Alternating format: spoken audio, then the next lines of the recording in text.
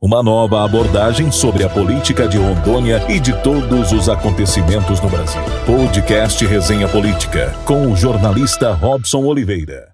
Olá, pessoal. Continue a acessar o nosso podcast Resenha Política, seja no Instagram, seja pelas plataformas do YouTube. E assista também as nossas entrevistas que são veiculadas pelo site Rondônia Dinâmica, terças e quintas, e nos sábados pela TV Rema. Sábado o programa da terça e domingo o programa da quinta-feira, sempre às 23 horas. E hoje eu tenho o maior prazer e satisfação de receber nos estúdios da SES Brasil o advogado, acadêmico, professor da Universidade Federal de Rondônia, presidente da Academia Rondonense de Letras, Diego de Paiva Vasconcelos.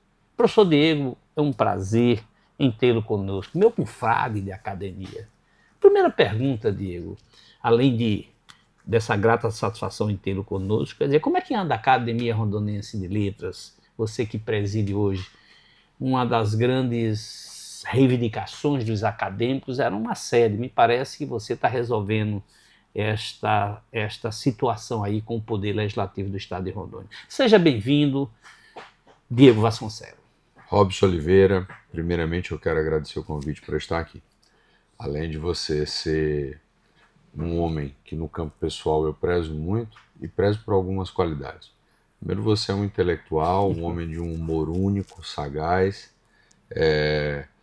Eu sempre digo que a história da coluna Resenha Política se confunde com a história política do estado de Rondônia. Não exagero. Essa é a sua importância para o nosso estado. E sou fã também do podcast, não perco um. E para mim estar aqui é um prazer enorme, inenarrável. A academia vai bem, a Academia de Letras vai bem. Eu me elegi e eu tinha na minha plataforma alguns itens fundamentais. Um deles era resolver o problema da sede. E o problema da sede está muito bem encaminhado. Lá atrás houve uma promessa do município de doar a sede, que seria a antiga Câmara Municipal, que é um prédio histórico no centro da cidade, e isso não se realizou e causou grande frustração nos nossos confrades e confreiras. Eu consegui entabular um diálogo com o Poder Legislativo para que a academia, via um convênio, possa funcionar na sede da antiga Assembleia Legislativa do Estado de Rondônia, junto com a Escola do Legislativo, e até com algumas atividades conjuntas. Essa promessa foi feita pelo presidente Alex Redan numa reunião pública, e o processo administrativo está seguindo. Hoje está na Procuradoria da Assembleia para a elaboração da minuta do termo de convênio. E esse convênio foi uma grande conquista, porque além da sede, nós temos toda a manutenção envolvida. Sim. A limpeza da sede, a segurança da sede, enfim. E nos doou um espaço muito razoável, além do direito de usar as áreas comuns, como os auditórios daquele antigo prédio. E isso vai otimizar e muito o nosso funcionamento e vai também criar um ambiente de convivência para os confrades e confreiras, mas não só interno, porque o outro ponto da minha plataforma era justamente a academia tem que falar para fora e não para dentro. Pois a academia tem que estabelecer um diálogo com a sociedade. Exatamente isso. A produção literária, como é que está sendo? Está tendo produção literária da Academia Rondonense? Tem uma produção literária, uma produção consistente. Primeiro, Uau. Os membros individualmente têm suas... Eu tenho, por exemplo, na academia o William Harvey, nosso fundador, que é um grande romancista rondoniense com uma vasta produção. Nós temos o Viriato Moura, que é um artista multifacetado, é artista plástico, é escritor, é poeta, com uma vasta produção intelectual. E eu poderia citar todos, né? Tem vasta produção.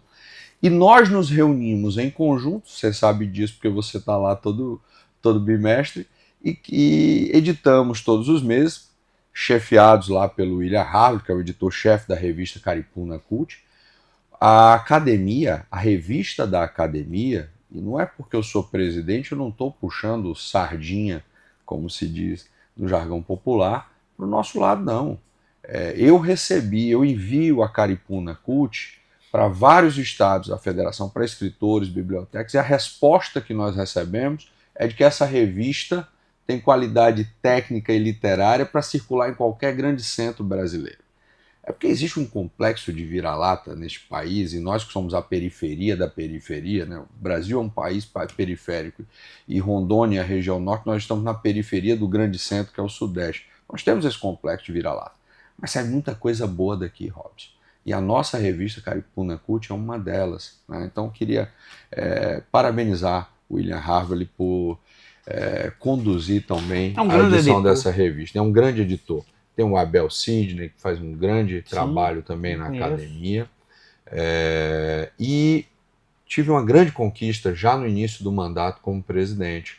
Nós conseguimos também estabelecer um convênio com o Ministério Público, e hoje a nossa revista é impressa pelo Ministério Público do Estado de Rondônia, que reconheceu nela justamente esse valor, não só de divulgar a cultura, como a de criar uma identidade literária, artística e plástica tipicamente rondoniense. O grande desafio hoje da academia é conduzir o processo de sedimentação, de solidificação de uma identidade cultural e artística rondoniense, amazônida, nortista, beradeira. Nós temos que ter orgulho de sermos beradeiros, e temos que contar a história dessas beiras do Madeira. E os mitos, né? Quantos causos de mitos de florestas, enfim, que a academia pode ajudar, né? Leva isso para as crianças, para os colégios, para as universidades. Doutor Diego, além de presidente da Academia Rondonense de Letras, o senhor é um constitucionalista, um professor universitário, um intelectual, né? Palestrante. Eu vi palestra nacional e internacional, o senhor é um poliglota. Hoje a gente vive uma crise no Brasil. Né? Qualquer pessoa critica, principalmente o Supremo Tribunal Federal, em razão das grandes ações, principalmente criminais, que desembocam no Supremo Tribunal Federal. Qual a sua opinião hoje? O STF está muito empoderado, está se metendo muito na política, a política se mete muito no STF. Essa coisa imbricada, e termina isso com um país polarizado, as pessoas olhando para uma parte dela, considerável, olhando para o STF como uma corte mais política do que constitucional. Embora não tem como separar uma coisa da outra. Robson, em primeiro lugar, a democracia sempre esteve sob ataque. A democracia nunca esteve num lugar seguro. Militar ativamente para proteger a democracia é o dever de todo republicano e de todo democrata. Todo aquele que tem apreço pela forma republicana, pelo regime democrático, deve militar em sua defesa.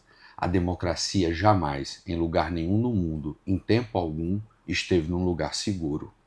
Não poderia ser diferente.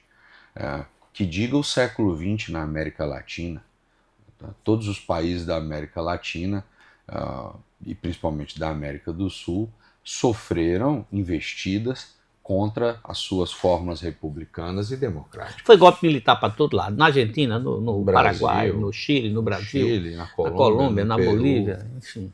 Quem tinha naquela época uma democracia um pouco mais duradoura era a Venezuela, que hoje não tem mais. Que hoje não tem mais. Então, a democracia nunca esteve num lugar seguro. E outro discurso também que eu sempre me deparo é o da polarização. Essa crise decorre de uma polarização. A polarização também não é algo novo na política brasileira. Se nós pensarmos, por exemplo, no Primeiro Império, a política estava polarizada entre o Partido Português e o Partido Brasileiro. Se nós pensarmos no Segundo Império, estava polarizada entre conservadores e liberais, entre abolicionistas e escravagistas. Em toda etapa do Estado brasileiro, seja durante o Império, na Primeira República, República Velha, nós sempre estivemos de alguma forma polarizados. O que me chama a atenção não é a polarização, é que, ao contrário do que aconteceu, por exemplo, desde a polarização do Primeiro Império entre Partido Português e Partido Brasileiro, nunca um partido se autodenominou brasileiro ou português. As pautas é que determinaram as nomenclaturas usadas. Havia um debate sobre pautas políticas e sob pautas políticas. Né? O que estranha-se agora é o vazio desse debate. É um debate sem pautas. É alguém que se autoproclama direita sem saber, por exemplo, o que isso efetivamente significa ou quer dizer. O sujeito, eu lembro, isso foi emblemático para mim, por exemplo, o ex-presidente da República se elege sendo supostamente um candidato da direita e um candidato liberal. Mas a sua base de apoio, assim que nós tivemos problemas no preço do gás ou do combustível, exigiram uma atuação do governo para reduzir o preço do gás ou do governo. Que tipo de liberais são esses? Interviu. O Estado interviu. E o Estado interviu na economia. Então, eu acho que no Brasil, essa autodenominada direita não usa esse termo para se opor à esquerda, mas sem que se paute efetivamente por princípios liberais. São conservadores autoritários que têm pouco apreço, seja pela forma republicana, seja pelo regime democrático. Então, você quer dizer, essa polarização, na verdade, boa parte dela é um próprio umbigo, né? O poder, a ânsia pelo poder. Você não tem um escopo ideológico sedimentado, né? Você tem interesse de alternância de poder. Mas, quer queira, quer não, a gente vive essa polarização, e eu volto à primeira pergunta, terminou refletindo no Supremo Tribunal Federal. E esse reflexo termina fazendo com que ministros sejam para alguns, um grande mito e para outros um grande vilão. Como constitucionalista, como é que você avalia essas contradições e como uma Suprema Corte do país tem que se firmar saindo dessas armadilhas, dessa polarização? Um filósofo que eu gosto, filósofo sociólogo, Niklas Luhmann, ele dizia que o Poder Judiciário tem 2 desafios: julgar todas as causas que se lhe apresentam e julgar todas com justiça. E esse é o grande desafio do Poder Judiciário. Em primeiro lugar, eu acho Mas que há quem diga que esse desafio é maior ainda, porque julga sempre em favor do grande em detrimento dos interesses do pequeno, historicamente. Vamos lá. Existe um problema de desenho institucional no Supremo Tribunal Federal. Uma série de escolhas, não vou dizer se as escolhas são certas ou são erradas, mas escolhas que implicam em certas consequências. Em primeiro lugar, o Supremo Tribunal Federal atuou concretamente durante a Constituinte, né, para não se tornar uma Corte Constitucional plena. Uma Corte Constitucional, uma Corte que só decide sobre matéria constitucional, seja na forma concentrada, seja no caso concreto.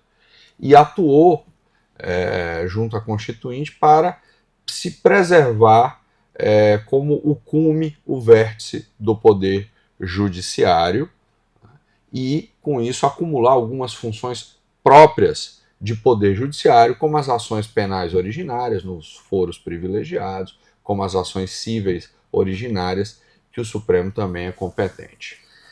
E na gestão do ministro Marco Aurélio como presidente, este tribunal se abre para a sociedade através da TV Justiça e com julgamentos televisionados. E você pode me dizer, mas isso não é bom? Publicidade dos atos do judiciário, isso não é um princípio constitucional? Mas a maioria dos países ocidentais optou por um modelo mais discreto de jurisdição constitucional. Na Suprema Corte americana, não é que os julgamentos sejam secretos, mas eles não são públicos. Né? Eles são realizados a portas fechadas. Em várias cortes europeias, da mesma maneira. Nós optamos em televisionar os nossos julgamentos. Isso traz a sociedade para dentro do debate. Isso é bom ou é ruim? Bom ou ruim é um julgamento moral, não sou eu que vou fazer. Isso tem consequências. E uma das consequências é dar esse tipo de amplitude de participação popular sobre todos os julgamentos, pelo menos aqueles que são relevantes do ponto de vista social, para a sociedade. E se abrir ao debate público é isso.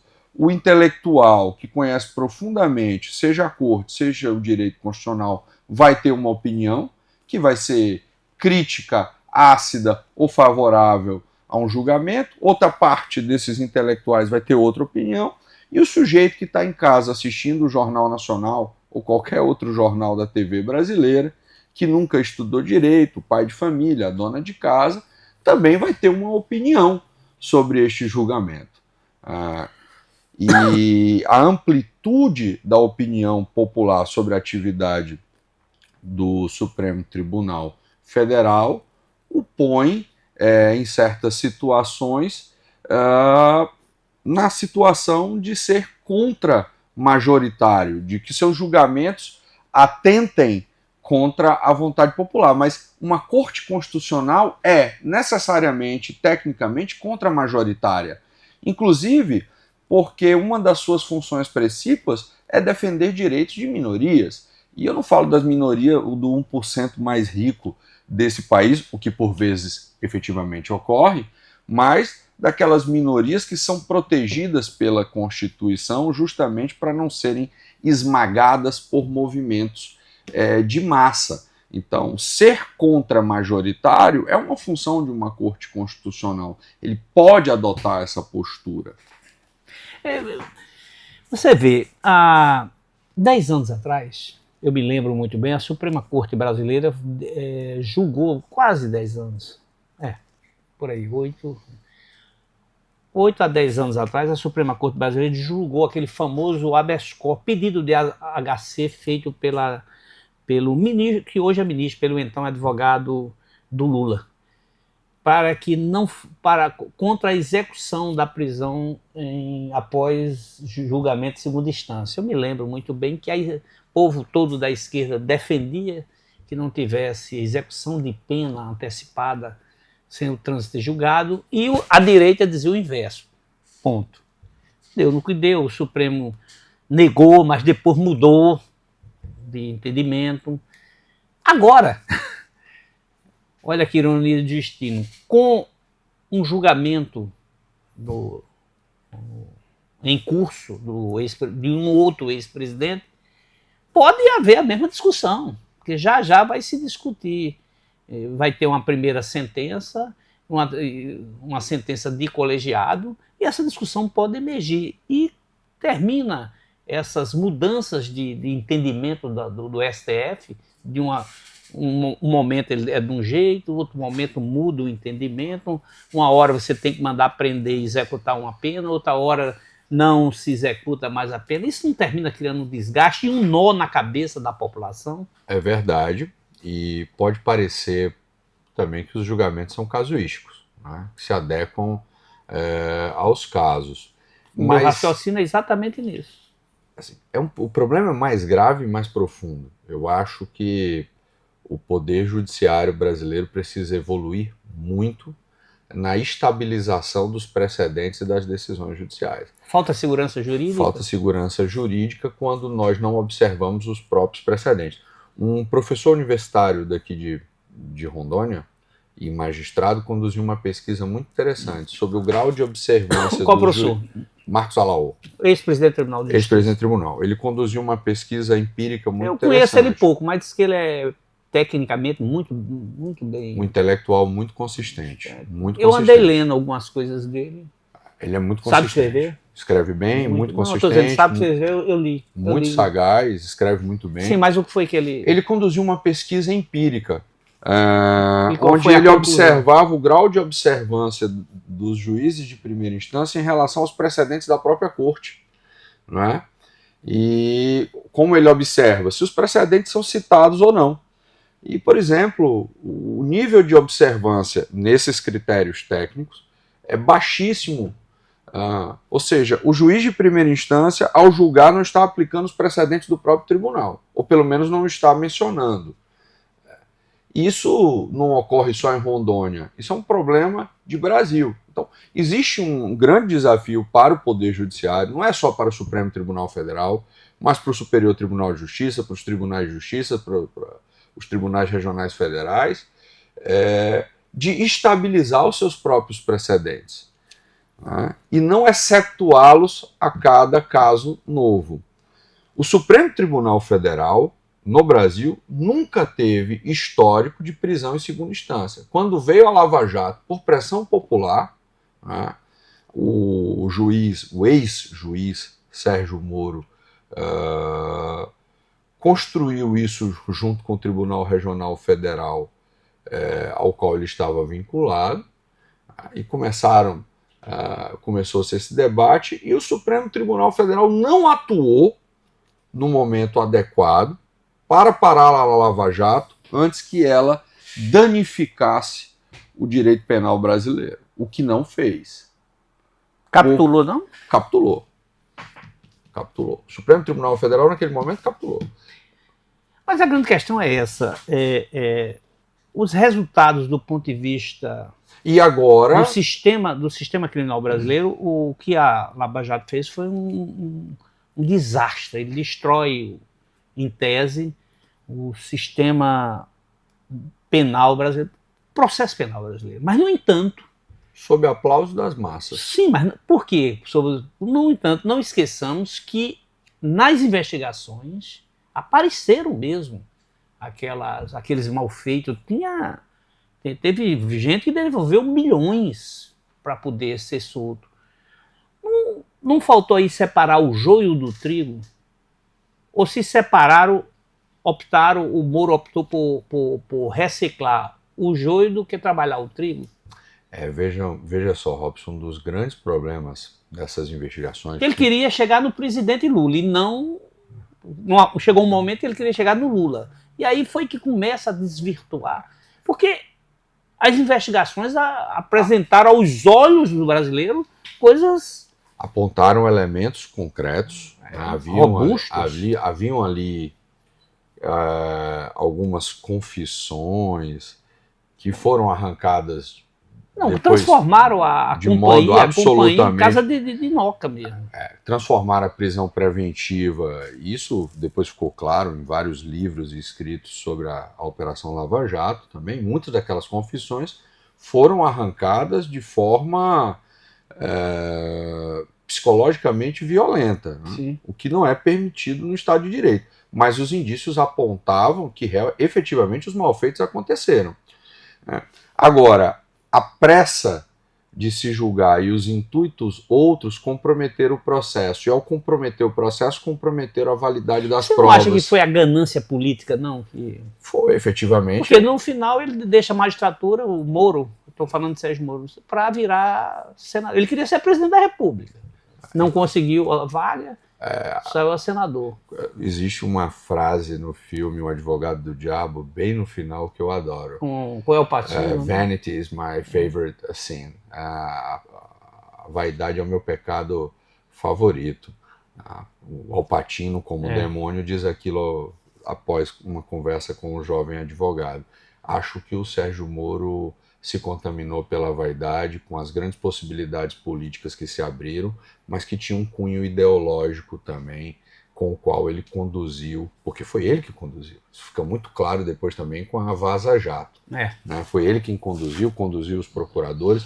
Então eles comprometeram a validade do processo. Se existem responsáveis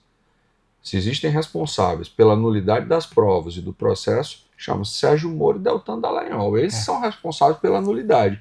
E perdemos uma grande oportunidade de passar esse país a limpo.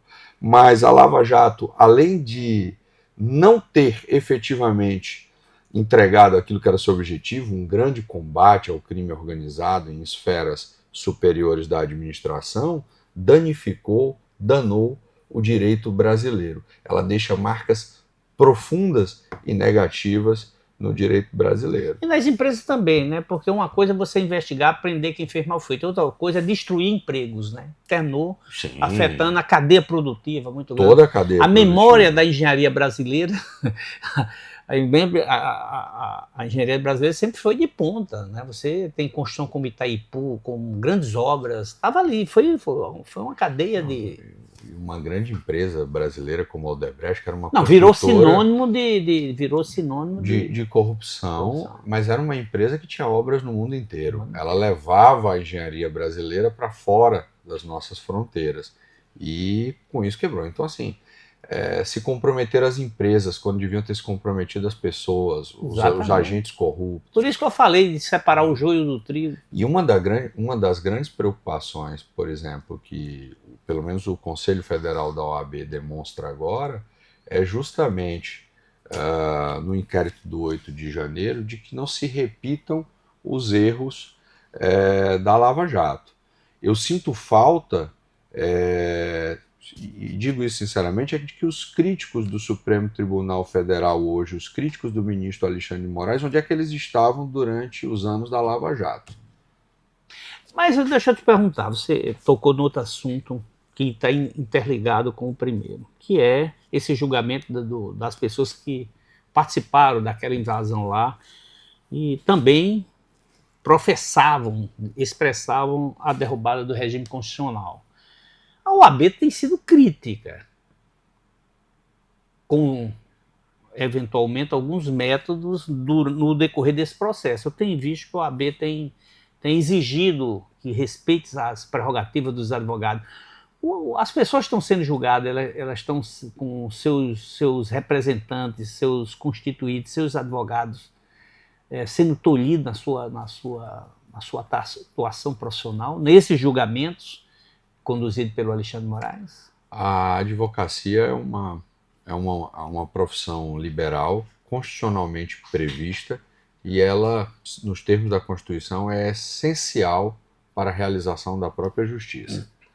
Aconteceu recentemente, assim, vários fatos têm acontecido de enfrentamentos de advogado com o gabinete do ministro Alexandre, suposta falta de acesso, por exemplo, a partes dos autos do processo, que ele utilizaria algumas provas que não estariam nos autos, pelo menos não naquele cujo acesso foi dado aos advogados, e por último, não foi o ministro Alexandre, foi o ministro Zanin, mandou recolher os celulares. Mandou recolher os celulares no plenário da primeira turma, e agora recentemente disse não, que aquela foi uma medida excepcional que decorria do poder de polícia dele. Me parece que algo perturbou o julgamento e ele teve que tomar essa medida.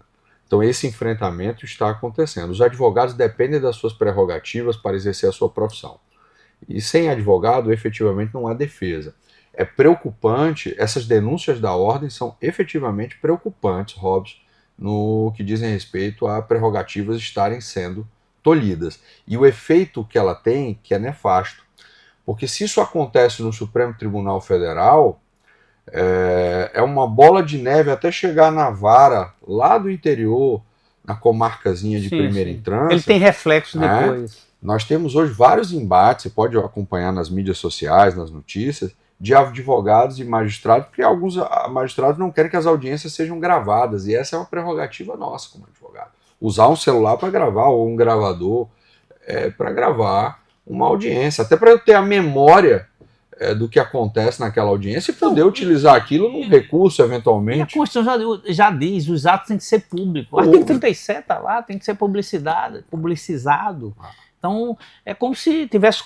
Por quê? Qual o problema de gravar uma audiência? Se for respeitado o devido processo legal. O que ocorre, por exemplo, no julgamento do Supremo, é que o julgamento do Supremo é gravado e televisionado. E que eu gostaria de saber o que efetivamente aconteceu ali na primeira turma. Quem estava presente lá era o doutor Alex Sarkis, que é de Rondônia. Que é de Rondônia e é o Procurador Nacional de Prerrogativas, quem pode dizer muito bem o que aconteceu naquela sessão. Mas foi que ele disse? Eu ainda não conversei com ele sobre isso. Quer queira, quer não, com essa polarização, há muitas críticas com o Alexandre de Moraes. Mas Alexandre de Moraes do ponto de vista intelectual, ele é um doutrinador. Eu mesmo estudei pelo livro de Alexandre de Moraes. Eu também. Eu acho que mais de dezenas e dezenas... Uma geração inteira. Ele vira esse negócio, cadê essa polarização política? Mas ele é um grande... Não adianta dizer que ele não. Ele é um grande juiz. Ele é professor da USP, ele é um intelectual consistente, ele é um grande juiz, e eu acredito que a democracia brasileira e a República Federativa do Brasil tem uma grande dívida, seja com o Supremo Tribunal Federal, seja com o ministro Alexandre, porque atuaram concretamente para a proteção dessas instituições. O ministro Alexandre, ele é um professor, é um acadêmico e tem pautado as decisões ou a forma dele atuar não saíram da cabeça dele, né? Por exemplo, existe um artigo dos anos 30, 40, ali entre o 30 e o 40, chamado Militant Democracy, né? Que é escrito pelo Karl Lowenstein, que é um advogado e professor judeu que se exila nos primeiros anos do regime nazista. Ele vai se exilar, ele observa a ascensão nazista, ele vai se exilar nos Estados Unidos e ele escreve esses dois artigos, Militant Democracy 1 e Militant Democracy 2, né, denunciando o terror do fascismo, o desmantelamento do Estado e conclamando as instituições a uma atuação concreta que até mesmo transpassasse alguns limites formais na defesa da democracia. A tese dele é de que o fascismo precisa ser combatido com as suas próprias armas. Não adianta tentarmos passar pano para o que aconteceu aqui no 8 de janeiro. Aquilo foi uma tentativa de golpe, sim. Não foram velhinhas com Bíblia na mão e mulheres com batom e estátuas. Não. Os prédios dos poderes foram invadidos depois de meses de acampamento diante dos quartéis, faixas diziam tudo, com faixas pedindo intervenção militar. Com um presidente que se calou durante a transição, que não passou a faixa. Não se calou, não. Que conversava nas coxias, que conversava nas coxias, mas que não deu uma estabilidade na transição e comprometeu sim uma transição pacífica do poder. Houve uma clara tentativa de golpe, havia uma minuta pronta, essas pessoas invadiram esses palácios da justiça, do parlamento, do executivo, para justificar depois uma GLO, né, e uma intervenção militar conforme o que estava planejado. Isso hoje é muito farto, as provas são muito fartas. Doutor Diego, então, houve uma intervenção concreta do Supremo Tribunal Federal e do ministro Alexandre, e o Brasil tem uma dívida histórica, seja com o Supremo, seja com o ministro. Só para ilustrar o que o senhor está falando aí, que eu concordo plenamente, um dia desse eu, conversando com um amigo meu que professa, um extremista, eu tenho relações com pessoas da extrema-direita, extrema-esquerda, a minha profissão também favorece a isso, você conversar com os dois polos, e um dizendo, né, batendo, esculhambando, disse, não, ali não era velhinha só protestando. Eu olhei para ele e disse assim, deixa eu te fazer uma pergunta, agora me responda do fundo do coração, se naquele dia, no Palácio do Planalto, Lula estivesse lá, se naquele dia Alexandre de Moraes estivesse lá no Supremo Tribunal Federal, você acredita que eles tinham saído vivos? Aí ele olhou para mim, não soube responder. Por que não soube responder? Ele não quis responder, porque do jeito que estava enfurecido, graças a Deus não houve morte. Porque uma das desculpas que eles falam é que não houve tentativa de golpe porque não houve morte. Em 64 também não houve morte. O ministro do Supremo Dino lembrou isso. Mas essa polarização, quer queira, quer não, que é o tema de nossa entrevista, termina mexendo com o constitucionalismo brasileiro. Você que é um especialista na área, há saídas para o Brasil do ponto de vista constitucional, de você se firmar como uma corte independente, sendo respeitada? Há saídas e, em primeiro lugar, a democracia brasileira resistiu. A Constituição Federal Brasileira resistiu. Elas estão rígidas e de pé. Quantas interrupções dos regimes democráticos no Brasil nós tivemos ao longo do século XX? E, finalmente, nós conseguimos enfrentar a crise institucional dentro da institucionalidade. Então, eu sou um entusiasta da democracia brasileira, eu sou um entusiasta da nossa Constituição. Nós estamos resistindo. Nós resistimos a essa intentona golpista. Nós conseguimos resistir ao autoritarismo, né? Então, a democracia brasileira passou por tudo isso.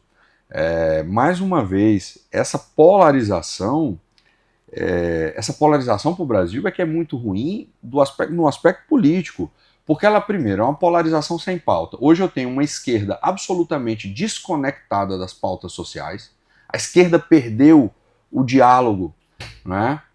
E eu tenho uma direita que se conectou com as classes médias, com os estratos da classe média, mas através de um discurso perigoso que flerta com o fascismo e com o autoritarismo. Porém, nenhum dos campos, seja o campo progressista, seja o campo da direita, apresenta hoje uma agenda de Estado, um projeto de país e uma solução para o Brasil. Nós não temos agenda política. De um lado, o que eu tenho é uma direita que utiliza das pautas identitárias da esquerda para atacá-la.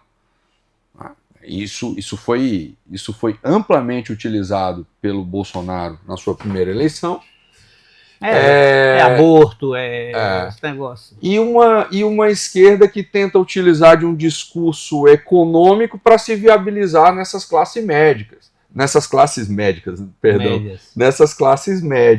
levando um discurso de satisfação econômica. Qual é a pauta da direita ou da esquerda para a educação brasileira? Qual é a pauta para a saúde? Qual é a pauta para a segurança? O crime organizado tomou conta, não foi mais das nossas grandes cidades. Isso aconteceu nos 80, nos 90 e nos 2000. O crime organizado chegou nas pequenas cidades, chegou em Camixi, em Jaru, em Vilhena. A pauta continua sendo o poder. Mas nosso tempo já, lamentavelmente, 37 minutos já, são 35, já ultrapassamos agora 3 minutos. Para concluir, professor, o senhor que é um acadêmico, que é um professor de Direito, professor de Universidade Federal, doutor, fez doutoramento fora do Brasil, foi estudante de Harvard. O direito brasileiro, mas bem rápido, o ensino do direito brasileiro está em crise? Eu acho que o ensino do direito brasileiro está ultrapassado, Robson. Nós usamos as mesmas metodologias do final do século XIX. Hoje o estudante sai da universidade, já de há muito isso acontece, mas sem nenhuma conexão com o mercado de trabalho, sem efetivamente entender o seu ofício e o seu mistério. Um aluno sai de uma universidade federal ou de uma particular sem saber utilizar o PJE. E mais do que isso, nós também não estamos mais formando os leitores dos clássicos do direito, que eles não leem mais os clássicos, estão lendo... Hoje tem inteligência artificial. Estão lendo resumos, fazendo trabalho por inteligência artificial, e nós deixamos de ser uma profissão que formava um extrato intelectual. Eu não vejo mais isso nas profissões do direito. Isso acontece, mas não como de uma forma massiva, como era antes. E tampouco a nossa profissão, o ensino da nossa profissão e o ensino do nosso campo de saber se conecta com a realidade social. Então nós precisamos nos reinventar. Mas acho que isso não é um mal só do curso de Direito. Isso é um mal que assola toda a educação brasileira. Eu ficaria aqui mais meia hora batendo esse papo intelectual. Eu, ouvindo o intelectual, esse pobre coitado desse cabeça chata, eu ficaria...